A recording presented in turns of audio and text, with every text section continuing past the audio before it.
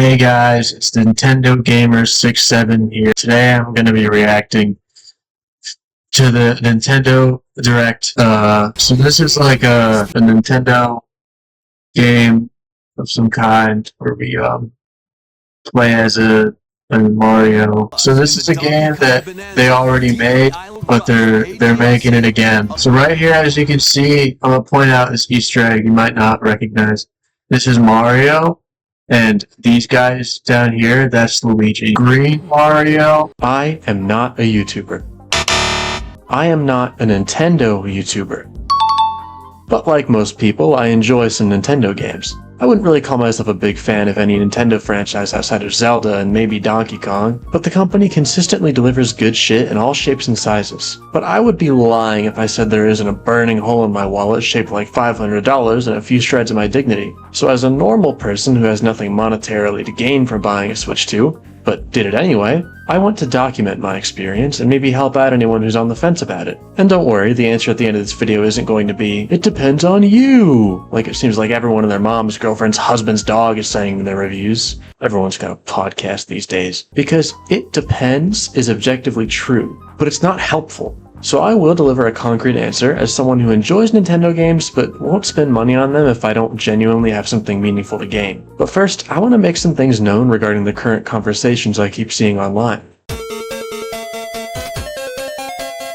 Multiplayer has always been a Nintendo staple, especially following the success of the Wii, and although most Wii consoles ended up sitting in a garage collecting dust within a year of release, the sheer number of sales within that launch period convinced Nintendo that multiplayer should be a top priority. Accessibility was the name of the game. If multiple people can play and the games are simple enough that anyone can pick them up with no prior experience, the games will sell. Of course, Nintendo threw that all away when they released the Wii U, a console that nobody wanted to play. You can talk all you want about the quality of the Wii U's major releases, but the numbers don't lie. Since most people in the 2010s didn't even know what this fucking thing was, and those who did didn't care about it, when it came time to release their next console, the original Switch, most of the big releases were as simple as copy and pasting Wii U games that sold like dog shit. These were basically new releases to most people, and the Nintendo fans that already played them on Wii U just seemed happy that people were talking about Nintendo again. That questionable but undeniably successful release strategy, combined with a small handful of incredible original games, meant the Switch 1 built a notably impressive library within just the first year. And now, here in 2026, the most common question I see online is, "Where are the games, Nintendo? You released so many games on Switch 1 when that launched." The problem with this kind of rhetoric is that it fundamentally misunderstands Nintendo's strategy in 2017, while also taking everything wildly out of context. Now, I'm not trying to thanklessly defend the company right off the bat, I'm simply trying to look at the Switch 2's first year as fairly as possible. Just because I think pessimists online are being a little bit unfair, doesn't mean I've been in love with many recent decisions made by the company. I mean, for one, the thing isn't even buoyant. So today I'm going to do a little experiment. The pricing is just absurd. I know everyone's talking about this, and not to spoil a later part of the video, but I actually like Mario Kart World.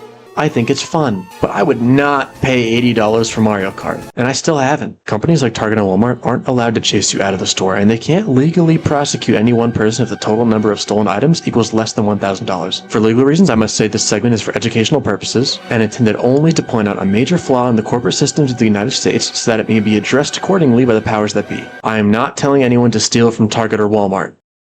I'm just saying you don't need $80 to see a cow drive a car. In fact, if you've ever been to a Tesla dealership, you're probably familiar with the site already. But can you really blame Nintendo for pricing it that way? It's the world's first open wallet game, a genre that GTA 6 famously stole 10 years later. Aside from an $80 Mario Kart, we have a $450 console with accessories that could quickly add up to hundreds of extra doubloons. I myself nearly paid $800 on the first day just so I could have a quality controller and a first-party game to play. It was Donkey Kong, by the way.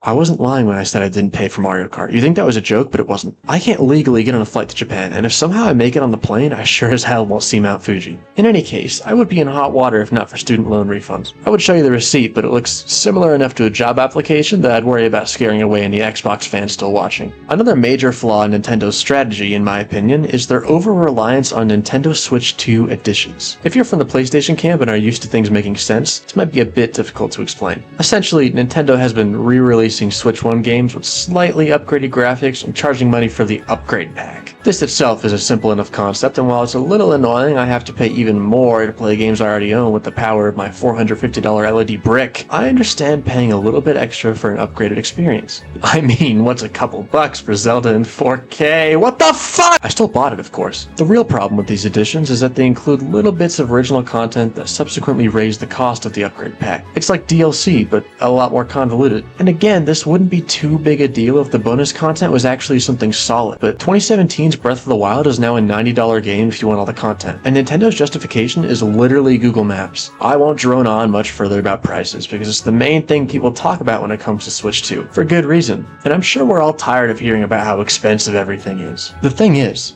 the pricing is kind of my only major complaint when it comes to this console. Oh, and of course the terrible eShop UI, but that's nothing new.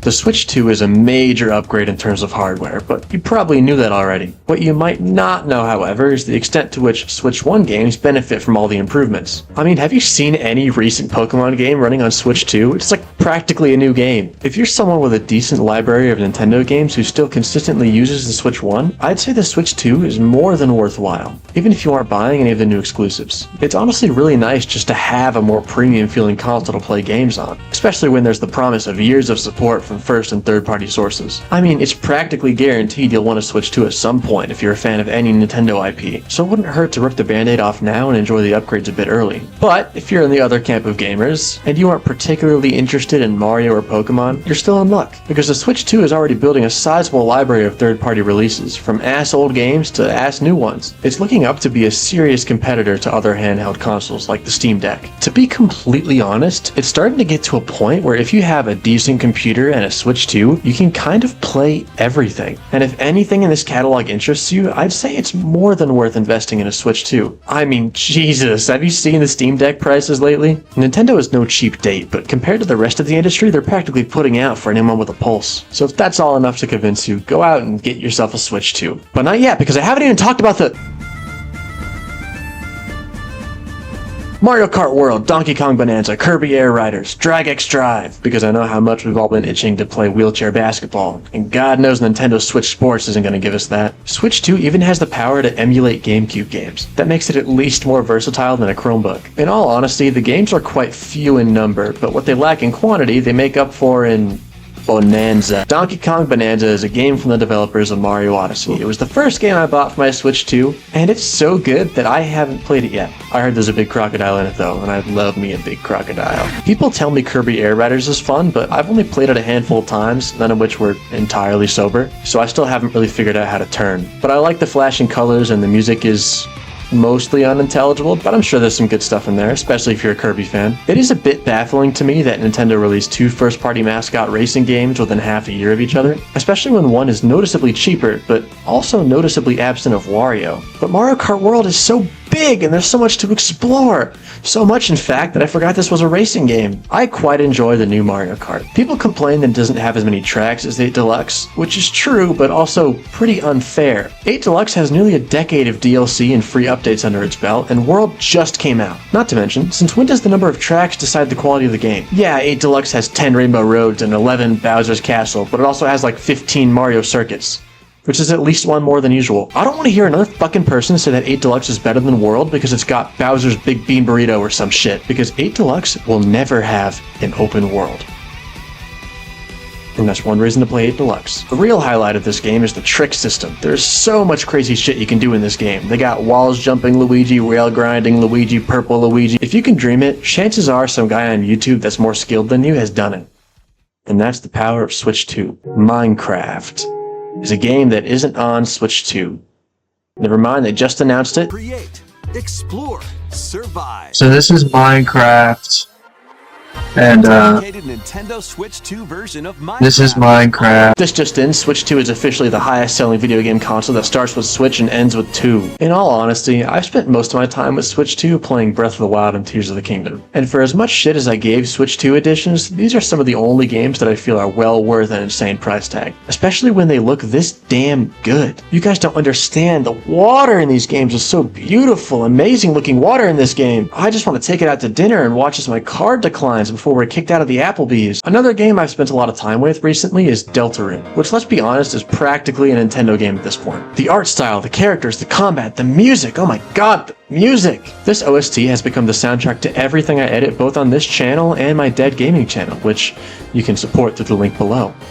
I don't know why you'd want to though. I could make a whole video about just this game, and a whole other video about Birdly alone, so hit that like button down below if you want to see that, or if you just like the video, it's all the same to me. This is about as slick as indie games get.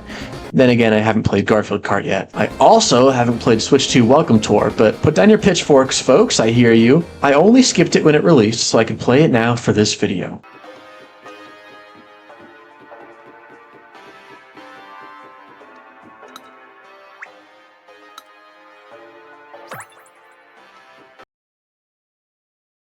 I told you all at the start of this video that I would give you an honest answer to the question, should you buy a Switch 2? And now that you're here, I have to tell you that I lied to you.